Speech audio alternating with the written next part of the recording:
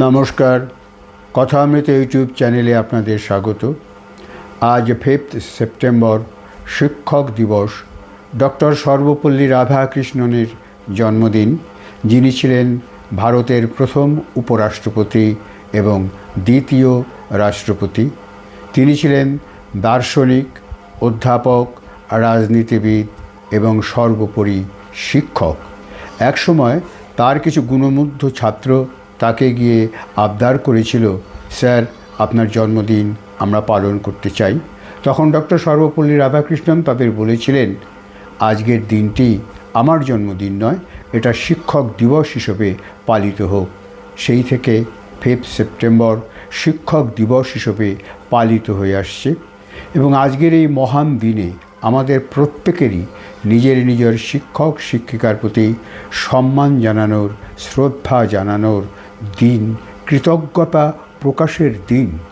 কারণ আমরা যদি নিজেদের জীবনে প্রতিষ্ঠিত হতে চাই, আমরা যদি সুশৃঙ্খল জীবন যাপন করতে চাই, কৃতজ্ঞতা আমাদের অবশ্যই পালনীয় কর্তব্য। এবং বলা হয়, সুশৃঙ্খল জীবনযাপনের ক্ষেত্রে প্রতিদিন ভোরবেলায় এই কৃতজ্ঞতা প্রকাশ 2-3টি বিষয়ের প্রতি আমাদের অবশ্যই করা উচিত।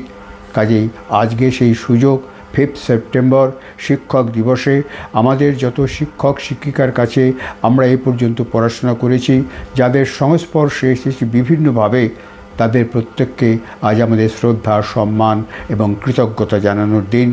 সেই সমস্ত শিক্ষকদের যদি সম্ভব হয় ব্যক্তিগতভাবে সাক্ষাৎ করে, খোঁজ খবর নিয়ে অথবা মনে মনে কৃতজ্ঞতা প্রকাশ করে তাদের সম্মান শ্রদ্ধা বাড়ানো আমাদের একটা অবশ্য পালনীয় কর্তব্য।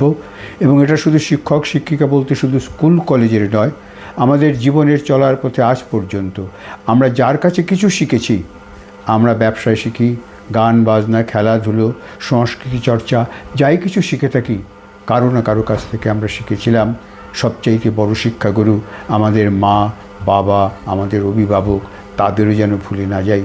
কাজেই এই শিক্ষক দিবস শুধু টিচার্স ডে নয়, এটা আমরা যার কাছে শিক্ষা করেছি, যার কাছে শিক্ষা পেয়েছি, তাদের প্রত্যেকের কাছে অবনত মস্তকে কৃতজ্ঞ চিত্রে তাদের শ্রদ্ধা এবং সম্মান জানানোর দিন।